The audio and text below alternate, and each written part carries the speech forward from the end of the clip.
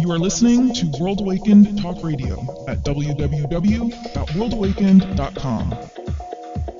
Hello and welcome to World Awakened Talk Radio. I'm your host, Carrie Cannon, being joined by my co-host, Craig Todd, and also Joel Lessies and Jeremy McDonald are joining us today. And first I'd like to have my co-host, Craig Todd, introduce himself, and then I'm going to introduce our guests. Welcome, Craig. Thanks for joining me today. Hey, thanks for having me on, and thanks for being part of this thing with me. Folks, my name's Craig Todd. I'm just a businessman, basically. I've been successful in a number of different businesses, and through my journey in those businesses, it led me to other areas of life, and this just happens to be one of them. So I'm excited about our guest here today, and I'm ready to get started when you are. Awesome. Thanks. For those of you who don't know who I am the author of Uncovering the Divine Within and the founder of the World Awakened Project. And I'm very excited about this venture because we are now doing broadcasting and podcasting, and I'm very excited about these shows. Our first guest is Joel Lessies, and I'm going to let Joel kind of introduce himself here. Joel? Sure. Well, hello, everybody. I just wanted to introduce myself. My name is Joel Lessies, and I am a longtime student of Buddhism, Zen Buddhism, which really just means that I practice meditation. I'm an aspiring medical school student, meaning I'm an applicant and taking the MCAT April 5th, 2014, and applying to schools in Israel. And spirituality, spirituality is a fascination, passion, and interest of mine. And I also host a show called Unraveling Religion, which is an exploration of spirituality in all of the many forms that it takes. Great, thank you. And I'd also like to welcome Jeremy McDonald, who also does a lot of public speaking and radio stuff. Welcome, Jeremy. Would you like to just say a little bit about yourself? Hi, Carrie, and Craig. Thanks for having me on the show. I am just been on this path for a very long time. I would consider myself to be spiritual, and what I mean by that is I just live life to the fullest, and pursue the idea of becoming whole and understanding what wholeness is. And I came from a Christian upbringing, but I found peace in other areas, and found other areas of my life to find happiness in, and I'm just really grateful to be on the show. Great, thank you. I know that everybody on this call has really grown tremendously from challenges that we've had in our lives, and I kind of wanted to use that as a theme for the show today.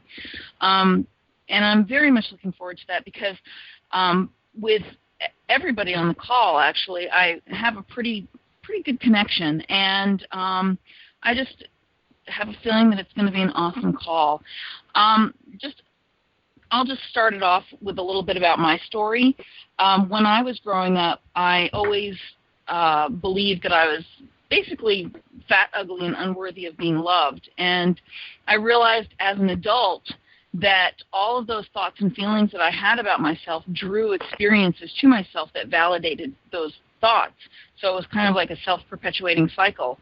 And I realized that my mission and purpose in life was to learn how to love myself and teach other people how to love themselves, which is how I became a self-love mentor and wrote the book Uncovering the Divine Within.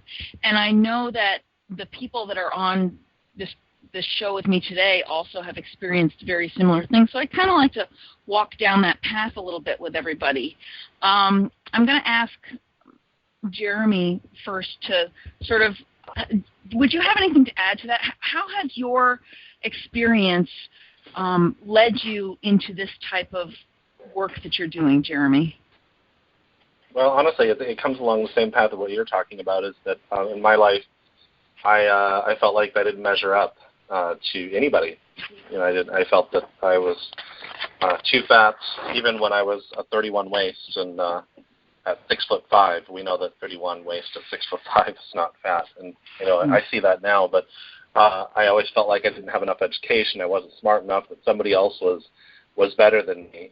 And so that took me down a path of doing drugs, and a lot of other people have done it in their lifetime. But finally, it just something just clicked in me and said, "Wait a second, this is destructive." And I was comparing myself to other people, but nobody else was comparing, saying that they were better than me. It was just me saying that. And so I pursued finding that within me, and I realized that everything I was looking for was within me, and it was only my self-esteem that wasn't going to do the things that I wanted to do. It was only me holding me back. It wasn't anybody else saying, "Hey, by the way, I'm a doctor," or "I'm this," and you're not going to be able to do this. No, actually, a lot of people on their level were very encouraging.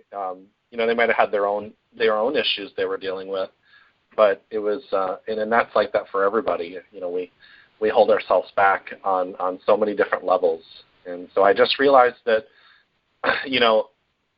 all that self-talk I needed to change. And so that I pursued that and found out why we do these things to ourselves, and why we were making ourselves less than. And it's still a process. I mean, it's a journey around the rest of your life. You have to just really pay attention to what you're, how you're putting yourself down, or how you're holding yourself back, or whatever we want to refer to it as. And it's actually quite interesting. I was even making extremely good money with a great job, and I still thought somebody else had something more than me. So when does it end? Right. Until you just realize who you are. Right. Joel, I'd like to ask you to sort of tell a little bit about your path here. I know that you have in other interviews, but I think our audience would appreciate that. Yeah, no, of course. So my story, Carrie, that was really born out of, for me, the investigation of what is the matter with me. And that question really arose out of great suffering and difficulty growing up in a home where there were many issues prevalent that were obstacles to fostering love, care, and nurturing. And that happened for me, very early on in my childhood.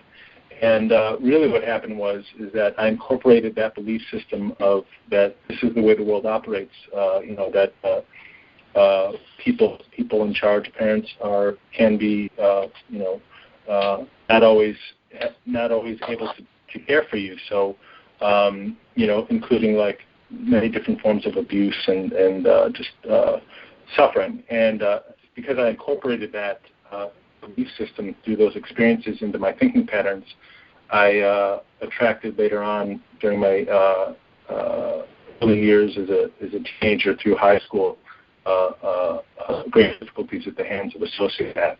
And these things really served to teach me that that really, although events happen to us, we are not ultimately those events. Those events are things we experience. And so that the memories, most of the memories were either suppressed from the early childhood or repressed in high school. And so because they were not in my consciousness, I began to question what is the matter with me very intensely over a period of time.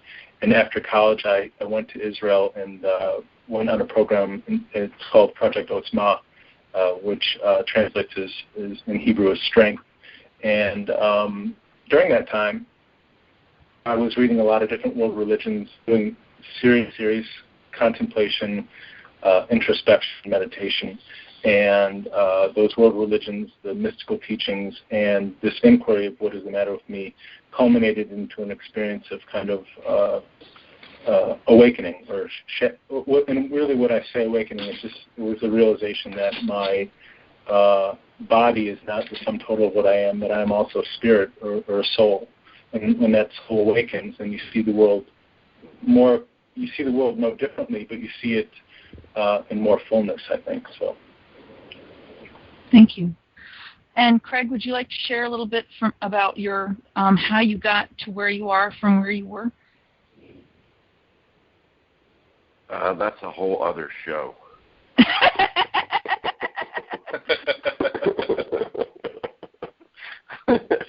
That's called The Amazing Feats of Craig Todd. No, I'm just kidding.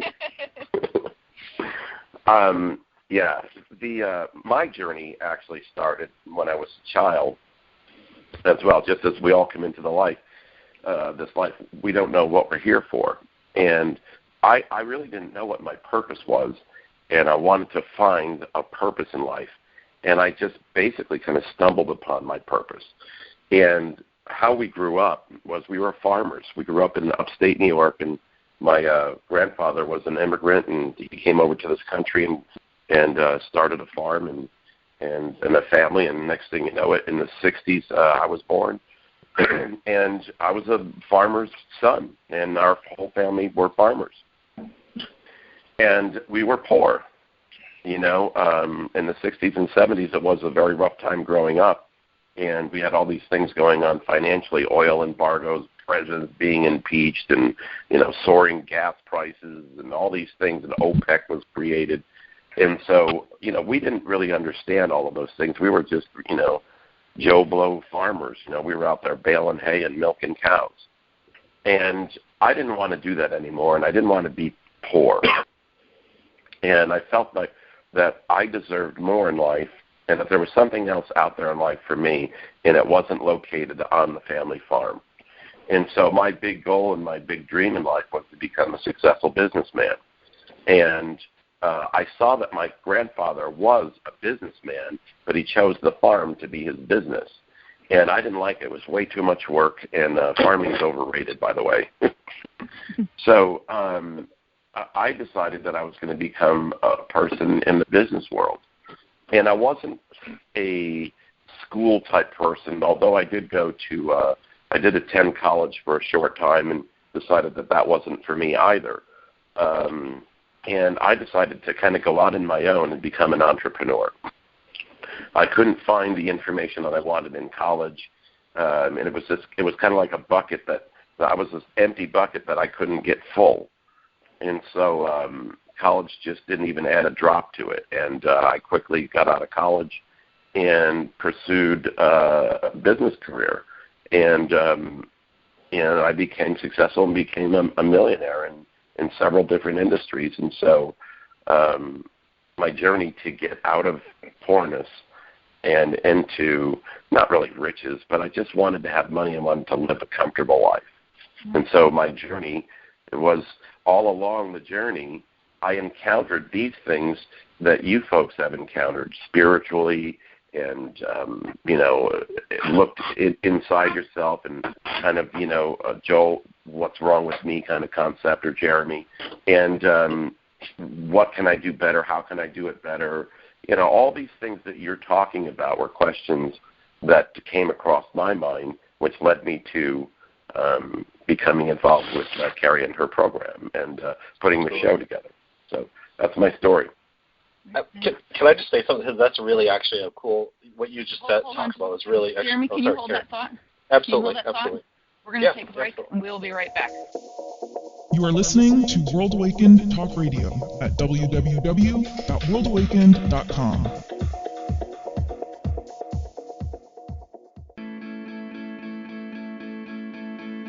The word is spreading. More and more people are switching to Ambit Energy. Well, one of my neighbors switched, and then I switched. Now the whole neighborhood has Ambit. Who doesn't want to save money? The word is spreading. Switching to Ambit Energy is rewarding in more ways than one. I signed up and got a travel reward. That's nice. Oh, I get to save on energy and on travel? There's a cruise for two out there just a few thousand kilowatts away. I can almost smell the sunscreen. The word is spreading. Ambit Energy even lets you earn free energy. When I get 15 friends to switch, I get free energy.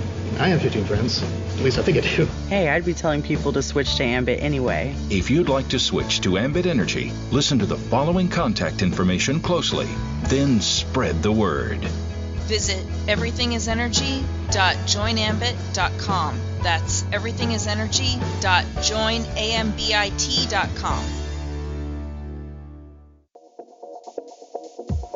Okay, we are back. This is Carrie Cannon. You are listening to World Awakened Talk Radio, and Jeremy was just going to comment on what Craig just was just talking about. Go ahead, Jeremy. Well, it's interesting because I'd mentioned that I had a pretty good job, and I was a chief operating officer of a mortgage company out of Baltimore. And the man that I worked for, he was a self-made millionaire, several $1 million in the bank, but he didn't have the calmness that you do, Craig. He literally thought like the money was going away. He thought like there was somebody sucking at his wallet. And it was my point is that my father is actually very successful financially too. And he and I sat down one day. I said, Dad, what's the difference? I said, because I said, there is a journey that goes through this. He was like, and I said, I've gotten it emotionally, and I feel like I have everything. And he said, he goes, well, son, I had to go through the same thing. He goes, every time a business failed and I have to fix it, or I had to learn from my mistakes, and I grew it. I grew even better at what I was doing. And it sounds like, Craig, that's what you've done. It's like you've gone through all the emotions of building what you wanted to have in life. You pursued your dreams. And the other gentleman that I had before, he was just he wasn't even sure of himself, and it was a different thing. And I just think it's cool that we all went through the similar journey, so it's just different paths. I think that's pretty profound. Yeah, and everybody, we all put one foot in front of the other. And when we fall down, some of us pick ourselves up, and then some of us lay on the canvas. And the hardest thing to do is pick yourself up off the canvas, when you get knocked down, so to speak. And people's journeys end. And I just refused to let mine end. And the more I got knocked down, the more I was determined to get back up. Yeah, it gets you stronger. And you get more confidence. Absolutely. Very cool. No, thank you. So, Joel, yes. Are there practices that I know that your childhood was really kind of, traumatic, as you stated. Are there practices that you still practice today that help wait, let me reframe this. In what way did that childhood experience give you tools to use as an adult to grow through those experiences and be able to share your own brilliance, really, with other people? Well, it's a good question, Carrie, and I think the foundation of it for me, as I understand myself, really deals with, I've been, I think that, I spoke earlier about how we are souls, and each soul is imbued with different attributes. And my attribute, I think, upon reflection, is really I've been given tremendous patience. So I think that that patience in bearing time, waiting and watching myself, and in that introspection and patience, learning from my own inner dialogue and turmoil and pain and suffering, it taught me many, many things. It taught me that I am not the only one that suffers, and as we move through adolescence, we move into a larger community. And so now I'm in a place at 44 where I'm able to translate in some small measure the teachings that I gained from those experiences. But really, it's when I have to summarize it, I think it's really a four-pronged approach. One is psychotherapy. I'm in counseling, and I'm a big advocate of I'm a counselor myself, trained at master's degree in counseling, rehabilitation counseling, and I seek counseling. I go to counseling. I do meditation. I journal, which is a very, very important part of my healing and development. And then I seek really through introspection, contemplation, and meditation, prayer, to gather these things up into a place and bring it freshly into the moment. So that, if we are constantly created anew, I think that we are. I'm ever in a process of becoming and changing, and those practices, that fourth prong, really enables me to simmer in a cauldron of myself, in a kind of stewing in something new, it's like the stuff inside me is kind of like a crock pot. So, and it's just a slow simmer, yeah. Yeah, and I see very much of that in you, because you're probably the most calm, patient, and mindful person I know. Whenever I think of you, it's just this serenity that it sort of draws people to you. Or I don't know if it does, but it seems that way. But make no mistake, Carrie, it was not always this way. It was not always this way. The inner turmoil and suffering that I endured, there were times in my early years, especially my adolescence and early 20s, mid-20s, where, I was in great pain and hurt and was not able to entreat people in the way that they deserved and really required being treated. And so that also was a great teaching, because I lost many relationships due to my own suffering. And that kind of silence and distance, especially to the ones that are the deep, deep karmic affinities, deep connections that I lost, in that silence, that taught me even greater self-reflection and to take even greater care with people. Thank you. Hey, Joe, I have a question for you. Yeah. It seems like, from what you just said, that you kind of rose out of the ashes, so to speak. And you, as I said earlier, as I did, I got up off the canvas, and you rose yourself by yourself for yourself. That's what it seems like to me. That's how I'm interpreting it. Is that close? It is very close in one sense. I think it's a good articulation of things, but it's not the complete picture, Craig, because really, I follow two main teachings. One is the Mahayana Buddhist tradition, the Zen Buddhist tradition, which is really that our efforts in life to better ourselves, to awaken in one sense, is really, it is for my contribution. If I am the micro and the macro, then my contribution is really for the global community or the community at large. So all my efforts and striving are really to imbue this in compassion that I've learned for myself and translate that to others. So, yes, I have, in one sense, I think that this is true in one sense, that I was forced to, if you want to say, pull myself up from my own bootstraps. But really, I was also able to do that through a community of what some may call welcomers, which are just those people who were nurturing and loving toward me, even when I was not that way toward myself. So I think it's both, Craig, that I was forced oftentimes through isolation and suffering and inability to connect, that people could see things in me that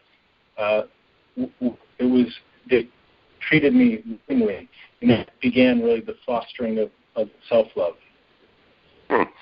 So is it fair to say, my interpretation of, again, what you just said, is that your greatest challenge with your own self became your greatest achievement? I think, I think my greatest achievement to date has really been the ability to just understand that this is a giant process. It is a process that, in that awakening when I was 24, was the significant milestone or hairpin turn in my life that allowed me to understand that the physicality is not all that there is, that there's a whole realm of spirit and physicality that is not separate. Form is emptiness, emptiness is form. So when I understood the deeper level, or that other aspect of the world, then I was really able to understand things in a much larger time frame, because when you enter into that realm of timelessness, you understand that the body may drop away, but the spirit does not. Okay. Now, on your journey, and Jeremy, this question actually is for you as well. So I'm going to ask one question for both of you. We will be right back. Thank you for joining us. You are listening to World Awakened Talk Radio at www.worldawakened.com.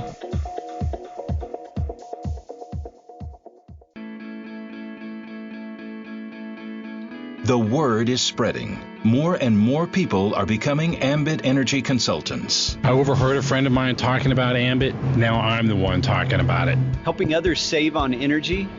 This is more than a business. I sure like working for myself better than my old boss. The word is spreading. Ambit Energy is growing.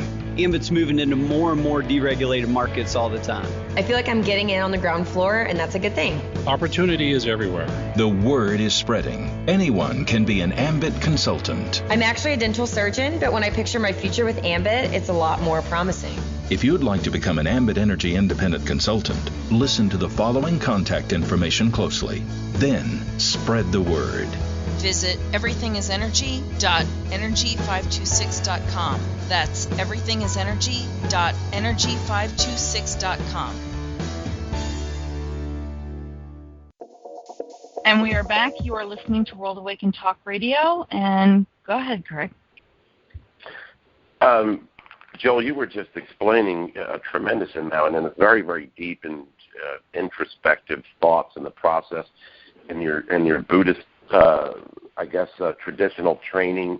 Am I correct in saying is that the correct terminology? Yes. It's actually it is training. It is a training of oneself with the mind, and it's a practice. It's an ongoing practice.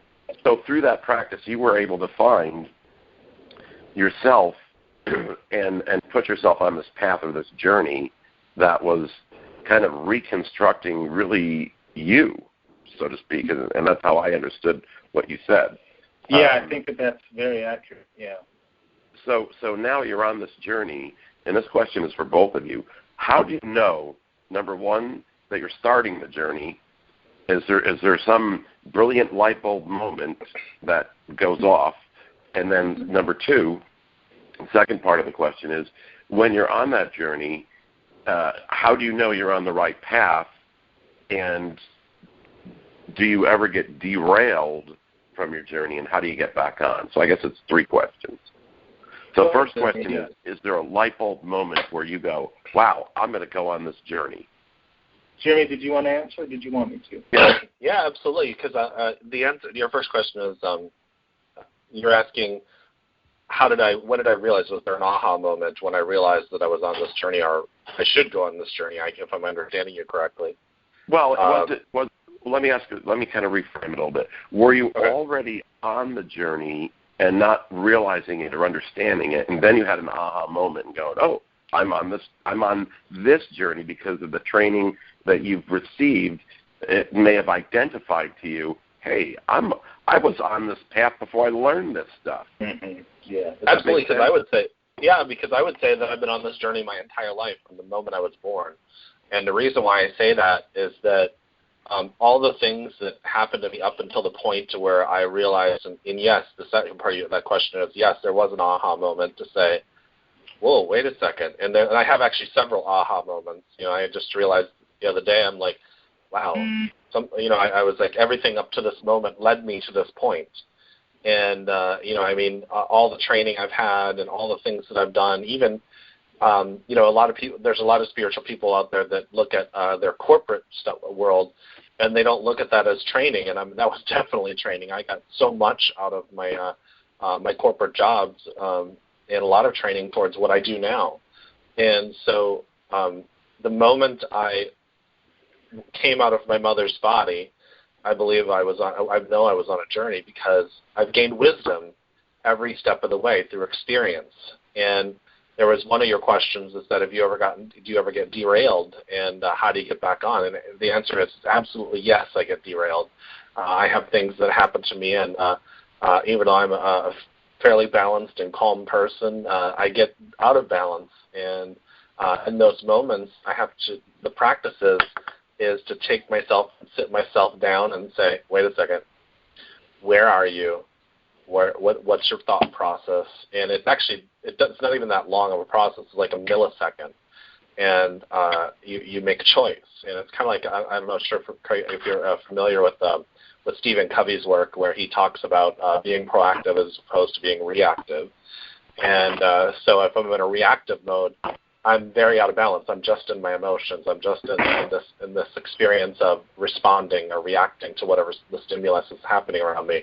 But if I'm in my if I'm being proactive, I'm still going to respond. There's still going to be some kind of reaction, but I took a second to think about it. I made a choice, as opposed to not not really making a choice. You're just in that reactive mentality. So the part, to add on to that question. When we getting out of balance in, as they would say in spiritual texts, is actually a gift, because it helps you grow. So you fall down, you get up, you make a mistake. It's really just an opportunity for you to understand yourself more, and then you continue on and you grow from it and you gain wisdom. But I really think that's not just a club for people that would call themselves spiritual. I think it's like everybody in life is doing that. We just call it something different. And we keep on, moving forward and learning from ourselves. Yeah, absolutely. So I agree. you are your greatest teacher, is what you're saying. Absolutely. Wow, interesting. Very, very cool. So the same questions for you as well, Jeremy? Joel. Or Joel, yeah. I'm sorry. Yeah, no, that's okay. Can you guys hear me okay? Yeah. Okay. Yeah. So really, when did I embark upon this path? And this is actually a very, very deep question from my perspective. I mean, really, when do things begin? We can trace this back a long, long way, I think. And so for me, it beckons the question, are things predetermined or is there free will? And I think it's both. So that I chose this incarnation to understand myself in a new way in this time and place. But really, was there an aha moment where I began to understand that I was on this journey? It was a slow growing, I think, and it was really born out of, I think, in Zen Mind, Beginner's Mind, Suzuki's work. He says it is wisdom that is seeking wisdom. So I think we have to gain experience, understand that experience is not working, and then wisdom arises in us to pursue something deeper. Yeah. Oh, that quote you just gave me, it's wisdom that is seeking wisdom. Is that what you said? Yeah. And where did that come from? What is the origin of that? The origin of that is a book called Zen Mind, Beginner's Mind, which was written by a Zen teacher, Suzuki, who was, I think he founded the San Francisco Zen Center many, many years ago. Okay. Yeah. All right, and then, go ahead, Carrie. I was just going to add to that because Joel and I have had a similar conversation before, and I love the interpretation, or at least it's my interpretation of, and let me know if I'm saying it backwards, Joel, Tikkun Olam. Tikkun Olam, yeah. Do you want me to talk about that real quick? Here? Yeah, I would love that. Yeah, Tikkun Olam. Olam is the world or the universe, the physicality of, well, it's not just the physicality, but it's the world, the physical world. It's not just that, but that's usually what it can be translated to. And tikkun is repair. It's loosely translated as repair. So it's a Jewish teaching or notion that we are repairing the world slowly in the process of constant evolution, just moving towards something better. That there is a plan here, and that plan involves the development and process of evolution for people. The reason I love that so much is because when Joel phrases that, when he frames that, it just tells me that, we're all going through these, whatever struggles we go through. We go through whatever challenges we go through. And when it's put in that context, so many times people are like, oh, I'm struggling with this, I'm struggling with that, and then we beat ourselves up saying, am I ever going to get this? Am I ever going to get through this? And when it's reframed in that way, it's kind of like, overcoming those obstacles and overcoming those challenges is your divine work. Yeah, absolutely, Carrie. Yeah, absolutely. And we are each imbued with a specific work. Rumi says that we are each created for a specific kind of work, and the desire for that work is placed upon in our heart. Mm-hmm. Yeah. It seems that there's it seems that you are, or we are, driven to better our lives, and in doing that, instead of beating ourselves up for, what we perceive to be our humanity, the overcoming those obstacles is the expression of our divinity. And I love that concept, and I think about that concept a lot. So. Oh yeah, anyway, it's a powerful one. Yeah. Go ahead, please. Can I ask a question that's related to both your work, and it's related to, your journey and the challenges and all the things that we kind of covered here? And it's kind of a big blanket question, and it's almost like, is there God question? It's one of those big questions that I don't know if someone's ever asked you or if you've ever thought about yourself or what. But my question is going to be like two parts, I guess. We as human beings have this free thinking mind, right? We all know that. We're all able to, do all the things that we do in life and send men to the moon and to Mars and all these things that we're doing. But when we're born, we have a blank frame of mind. I mean, we don't have anything in our brain. It's like a computer disk with no information on it. And here's the question.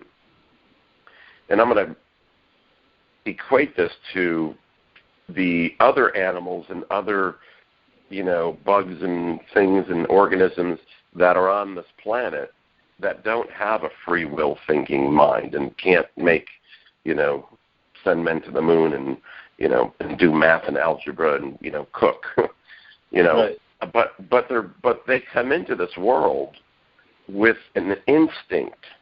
Mm-hmm. Yeah, that's very with the ability to do a certain task or create a certain journey. And so I'm gonna I know my question is long, but I've got to explain it first. Sure. Just like a salmon is born and it goes back to where it came from, somehow or another that's put in their DNA, in their mind. Mm-hmm. And so my question is this: is what you're going through your born instinct? And were you born with that? And do you think that all people, have the same instinct, that little inner voice that they don't follow or they do follow? It's a great question, Craig, and I wanted to say a few things about it. If you don't mind, Jeremy, is that okay? Absolutely. Go ahead. Yeah, no, I'm always fascinated by either the salmon swimming upstream to spawn, the migration of birds and butterflies, or even, this one always fascinates me, even crocodiles know how to raise their young. And what is that, really? It is in the DNA, but I think that what you're really asking in a deeper sense, Craig, is what is the relationship between our consciousness and our physicality, our DNA, the spirit in the body, and how do these things express themselves, and how do we know what we know and what to do in the world? And it's a very good question, and I think DNA plays a large part of it. And I think, that they've found that DNA, and even in the DNA, pain is recorded and transmitted in our DNA, as well as probably all of our experiences, so that we are transmitting through our experiences onto the next generation a kind of transmission or teaching. And I don't know if that answers your question, but it's a great question, yeah. Well, you're saying that we're not born with a blank canvas mind, that there's already some instinctual understanding of what your journey is going to be, just like the salmon. Yeah. Well, maybe in part they're potentials, I think. There are potentials. But I think that the backdrop of that, the consciousness, guides that through the abilities that are given in the body to negotiate the world in a way. And I think from my perspective, that is all known before I incarnate, what it will be from the greatest expanse of the Supreme, from the great knowledge of the Supreme. But I do not know that, and that's what I am experiencing now. How do I negotiate my difficulties and triumphs? Yeah. I think also the other thing you have to take a look at is that in most all texts, it refers to us as body, mind, and spirit. And so it's, with that being said, the physical body incarnates, and in that sense, it does have a blankness, or whatever you're referring to. It doesn't have an understanding on its micro level of what's going to be going and happening next. So it literally, that's where the phrase, the 1,000-mile journey starts with one step. So you just keep on going throughout life, and you experience it, and you grow. On a spirit and soul level, it does have an understanding, and that's actually when you start getting down into the brain and how it works in the left quadrant and the right quadrant. The left quadrant is almost like our governor for this world, meaning that's the one that has the physical free will, and it guides us through. That's the whole purpose of the ego. It's supposed to say, when I hit my hand with a hammer, it hurts. It hurts the physical body, and then it goes and it learns through its experience of making mistakes or growing and gaining physical wisdom. Then the right hemisphere is a connection to, it's actually very spiritually based, belief based, and it's the connection to that soul or the spirit in a sense, and it is able to. That's why in most spiritual texts it says let go and let God, or let go and have the Spirit guide you, and all that kind of stuff. So it's like the partnership between the two hemispheres working together. You can't just be walking around blindly in life, and so there are people out there that say that this is an illusion, which in a sense it is. But you can't be walking around and saying God's going to take care of everything and forget to pay your electric bill. It's just not going to work.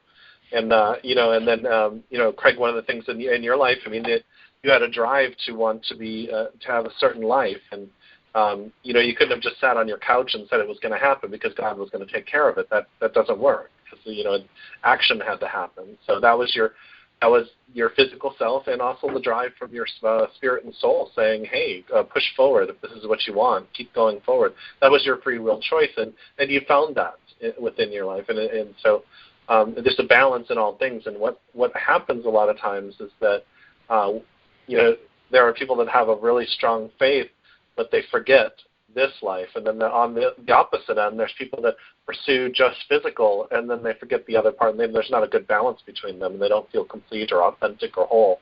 And so I think that we're going to have to take a break. We'll be right back. All righty.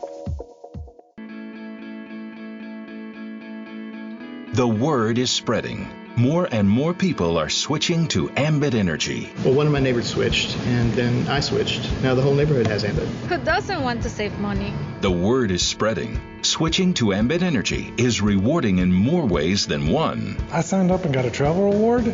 That's nice. Oh, I get to save on energy and on travel? There's a cruise for two out there just a few thousand kilowatts away. I can almost smell the sunscreen. The word is spreading. Ambit Energy even lets you earn free energy. When I get 15 friends to switch, I get free energy. I have 15 friends. At least I think I do. Hey, I'd be telling people to switch to Ambit anyway. If you'd like to switch to Ambit Energy, listen to the following contact information closely. Then spread the word. Visit everythingisenergy.joinambit.com. That's everythingisenergy.joinambit.com.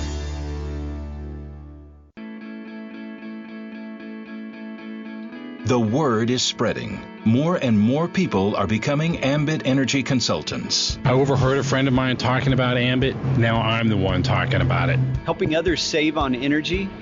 This is more than a business. I sure like working for myself better than my old boss. The word is spreading. Ambit Energy is growing. Ambit's moving into more and more deregulated markets all the time.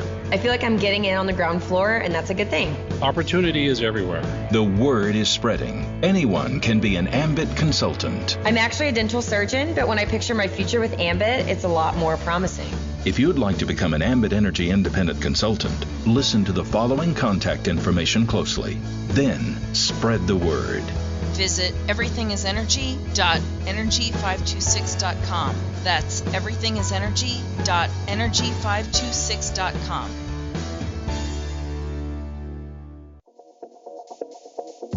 And we're back. Welcome to the World Awakened Project and World Awakened Talk Radio. Hey, Carrie, can I ask you a question?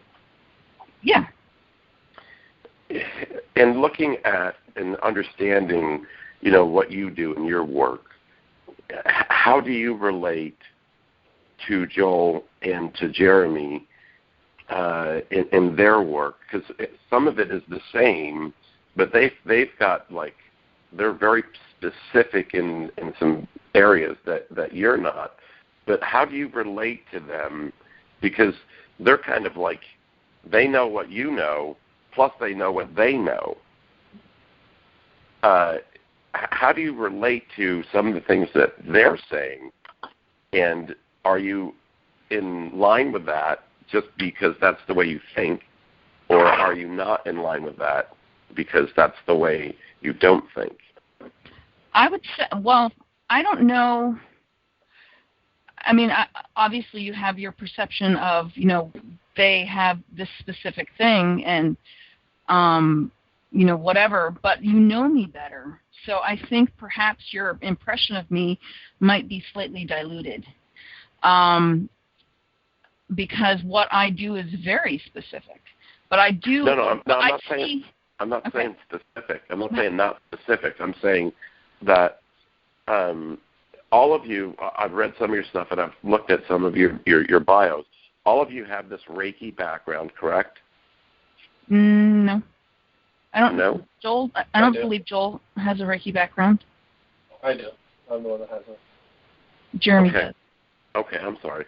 So that's kind of what I was getting at, is that some of you have a similar background, but you've chosen to be specific and very educated in one area, specific to your journey, I guess really is what I'm trying to say.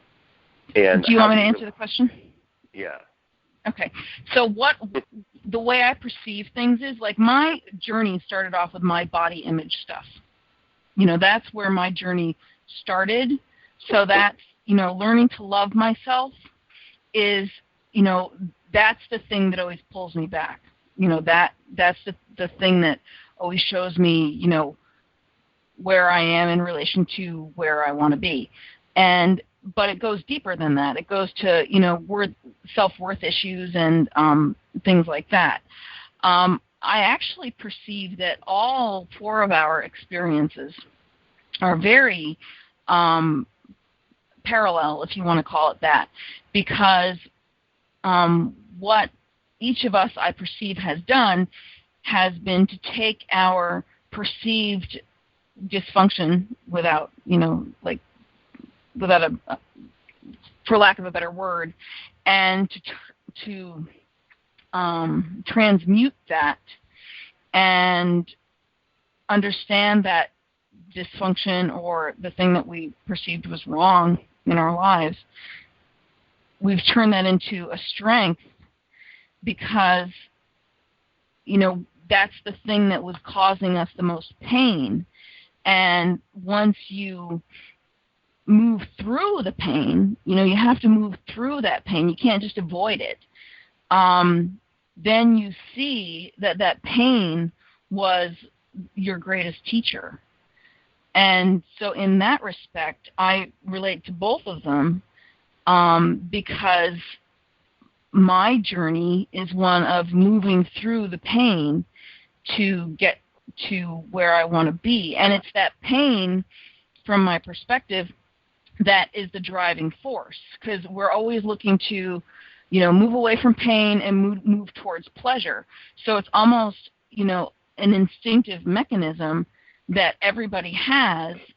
And, in order to move through that pain, you have to look at it. You have to face it. And I think that everybody here has done that. I think also you said the thing key word. I'm sorry. You said the key word, Carrie, that came out, and I don't even think you realized you said it. You said instinct. Oh, okay. You said it's our instinctive behavior to move from pain to pleasure. and there's a journey in between there. And that's kind of what I was getting at, is the word instinct.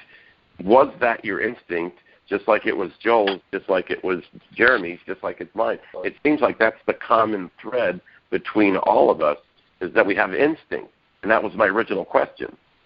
And that's actually a very good point, because it's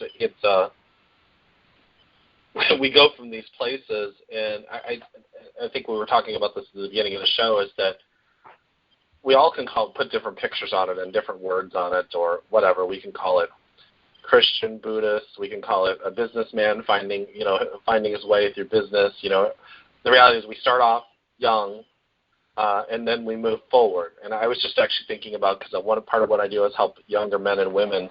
I help them with their self-confidence, and I help them coach them for jobs and all that kind of stuff, and growing. And the things that I see in them when they're going to apply for jobs is the same things that I was getting frustrated with when I was 18. Nobody wanted to take me seriously and all that kind of stuff. And it really came, my own self-confidence was the one that was blocking me. And there is a little bit of a stigma for younger people when they go in and apply for jobs. But the one kid I've been working with, he went in and applied for jobs, and he got the first one. And within a few months, he was promoted to a manager, and he's only 20 years old. And the other young man that's 22 can't get a job for anything, but he doesn't believe in himself. And so when he goes in and he interviews with a successful manager or a business owner, they don't believe what he's saying. And it's because he hasn't convinced them, whoever the hiring person is, that he has what it takes to do this job. And so the comparison between the two of them, and it all comes down to self-image and self-confidence, but that you project that. And so the answer to your question, I think that's a great point, Craig, is because we grow into this person, and we continue to proceed forward, and it gets just richer and richer throughout life. It really gets deeper. I mean, I'm sure that, Craig, you still have lessons you learn, and you're like, wow, that's really cool. That's a new thing I haven't even thought of. Because we're ever growing. We're always growing. Right. And that's a great explanation. Very, very well put. But it goes back to that same thing. Do you think, it's kind of like the God question, are we born with an instinct? And it seems like, from what you're talking about and Joel's saying and Carrie's saying, is that we do. We have an instinct, but we don't call it that. We're not salmon swimming up the stream, but it seems like we all have an instinct. Yeah, an instinct or a drive. I think we have drives in us. I think in those drives are sometimes competing. Yeah. Well, it's funny you should bring that up, because I just, probably about a month ago, somebody was bringing up kind of a similar question, and they were looking at it from a standpoint that I'll never be successful, and they were like, I'll never be successful, nothing is ever going to happen for me, and all that kind of stuff, and they just happen to really believe in Christianity, and they believe that Jesus was their savior and all that kind of stuff, and I said, let me ask you a question. I was like, do you think that God would create you to be a failure? And they looked at me and they were like, well, I don't want to be a sinner. I was like, well, do you think that God would create you and put you on this planet just for you to feel like you were a sinner all the time? And they were like, well, no. I'm like, well, then try to be your own savior and find happiness in your life, because you were put here to pursue and find happiness. And so when that just hit them, and they can take what they want, but that instinct was being stifled. They weren't listening to the instinctual voice that was saying, be successful, move towards something, find a purpose, grow with it and stuff like that. So it was quite interesting that you bring that up, because I'm just thinking about the perspective of that, yes, we do have an instinct, and how often are we not listening to that inner voice? So. Well, it seems like the greater the challenge, the more louder the voice that's inside of us. And then we answer it by going through the journeys that we're all on, and then we find that really was our purpose. Yep. Mm-hmm. And if you don't, okay, let's paint a different picture. Let's suppose that we all grew up in palaces and of royal families and, you know, and riches, would we still have that same little voice that was inside of us? And it's not little, it's still large. Would we go on the journey that we're on? Absolutely. It'd just be a different story. Absolutely. Yeah, well, I think also, Craig, I think also that I just wrote a letter to a friend of mine, and I said that, you know, we love to suffer and we suffer to love. And I think that those two things are at the crux of what you're asking or wondering, which is really what drives the journey. And why is there suffering? Well, I don't know why there's suffering, but I know what it does for me, and it does just what you're describing. It propels me to become what I am and what I will be. Well, it's also, that's interesting that we're bringing that up because, like, let's look at Princess Diana, and she was a nobility. She just didn't marry Prince Charles because she was some commoner off the street. She was a noble. So she was raised in castles and all that wonderful stuff, but we know that Princess Diana wasn't happy, and that she even raised her children to be different, and she didn't necessarily agree with everything that was going on in royalty, and so, you know, and her life came to a tragic end, you know, for whatever reason that happened, an accident or whatever anybody wants to say, it came to a tragic end, and so there was something in her that when she divorced and they went through, and she was going through a journey just like the rest of us. And, you know, she didn't want for money. She never worried about her phone bill being paid for, her car payment being paid for, her business failing. You know, that just didn't occur to her, but, you know, she was going through a different journey. Mm-hmm. I would like to ask each of you, Joel and Jeremy, I guess I'll ask Joel to go first, to let people know, well, first of all, this interview is going to be on the World Awakened website, and if you guys have something that you'd like to offer on our bonus page, and you can tell people about that, and then they can go to the bonus page and they can, you know, sign up and get whatever it is that you're offering. Let me see. Jeremy, would you like to do you have a few parting words, and would you like to sort of give yourself a shameless plug? A shameless plug will be wonderful. And I will just throw it out there to everybody. I mean, you know, my big thing is that I've realized is that within this world, there's nothing that you can't do. I mean, there's really absolutely nothing you can't do. I mean, and with that being said, I want to just add on to that. As you take a step forward towards something that you want or you dream towards, there is the universe or the world is going to start unfolding and getting you prepared for it. And so, you know, there's going to be challenges. There's going to be a bump in the roads. Just when you go hit that bump in the road, just realize that this is just there to help me grow. It's helping me towards my dream or maybe evolve my dream. And so, but don't get discouraged. It's something that that's looking back on things. You're going to be like, wow, I'm glad I got this far, and it's going to be really incredible for you. And I think you asked how do you find me? It's you can find me at my website at www.jeremymcdonald.net, and I'm very approachable, and people can talk to me at any point in time and call me at any point in time. So many blessings for having me on the show, and thank you. Thank you. Joel? Thank you.